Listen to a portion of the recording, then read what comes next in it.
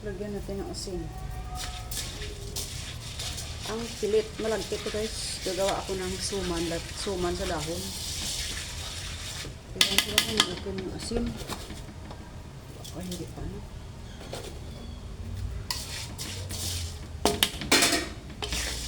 Lagyan mo na ng asin. Ang malagkit. Tapos, lagyan natin ng asukal.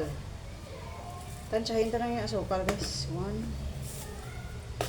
3, 4, 5, 6, 7, 8. Mga 10 kutsara.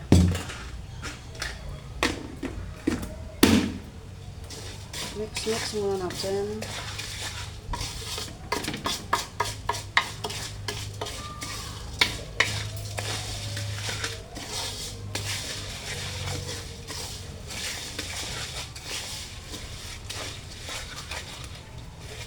Tapos, ilagay natin ang gata.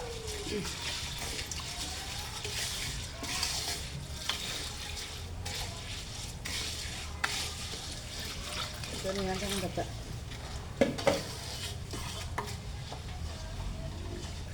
Tapos, lutuin na natin. Half cook lang yung, dapat half cook lang yung malagkit. Half cook lang siya guys. Or, pag wala na masyadong gata, wala na masyadong ano, ang tawag doon, tubig, gata. Tatayin na natin. At saka ibalot natin sa dahon.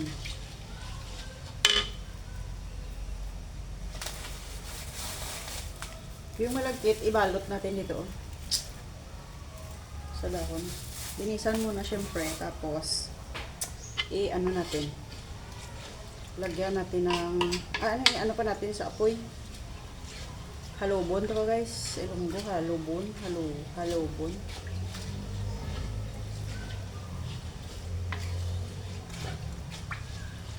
Kabudlay, nahirapan ako magsalita ng ano guys, baka kasi na 11 years akong Tamil yung sinasalita.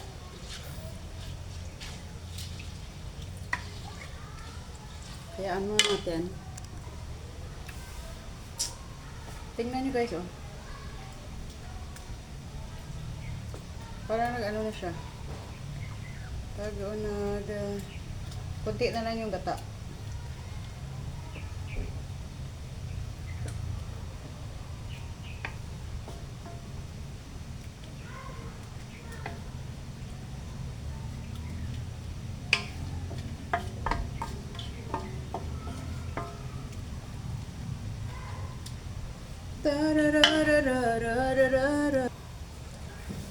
Pag ganyan ang itsura niya guys, pwede na siya lagyan ng butter or margarine.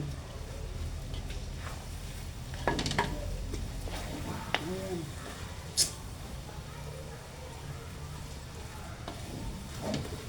Para malinamnam. Pwede natin patayin ang apoy.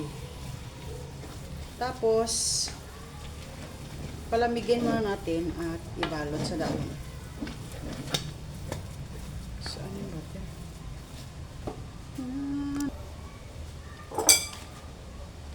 Tapos, iganggang mo guys palayo. Ilahubon to guys. Ibalot natin yung pilit, yung lagkit natin dito. Mainit.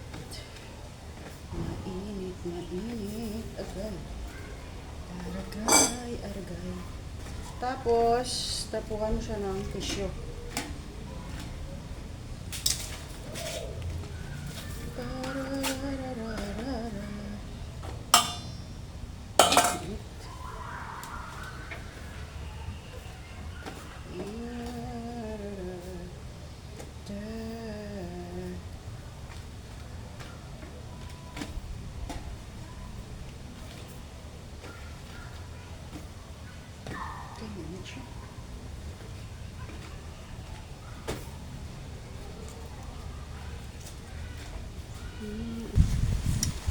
Tapos, trapuhan ta siya guys, sang tissue.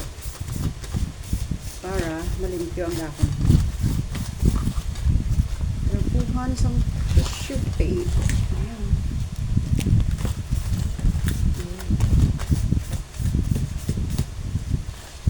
Tapos,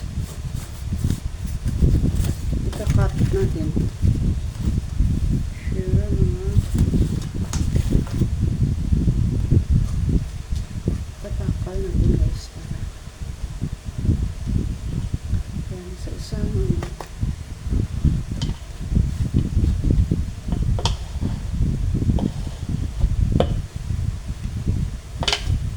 siguro mga ganyan. Tapos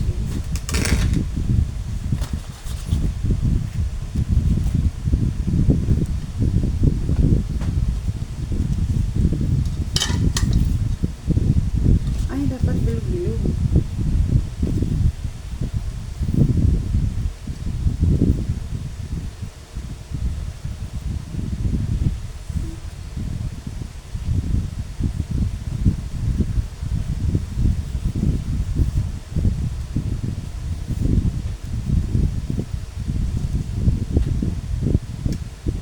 Ay! May picture. Sabi ko guys, ano, ibutang ko na yung pilit, tapos para mabalaan ko guys. Dari na side. Teka, nugod ng dahon mo. Dapat mga tansya ng ano kalapad. Kumapagkat. Kaya tanigin, tapos ko.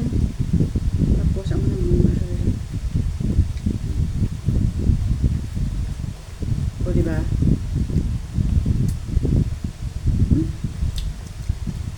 Gamit siyang asin nga matamis.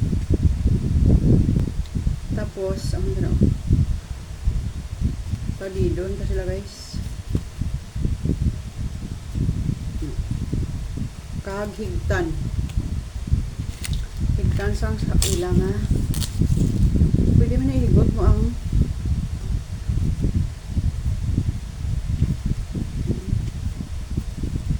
higtan siya guys. Kaya gaon. Higtan sa kaldero.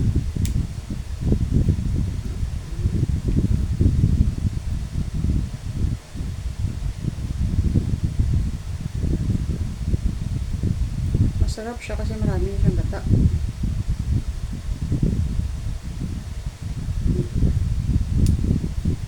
Tapos sa kabilang side. Pwede mo na igot ang inyo. Ang daon lang.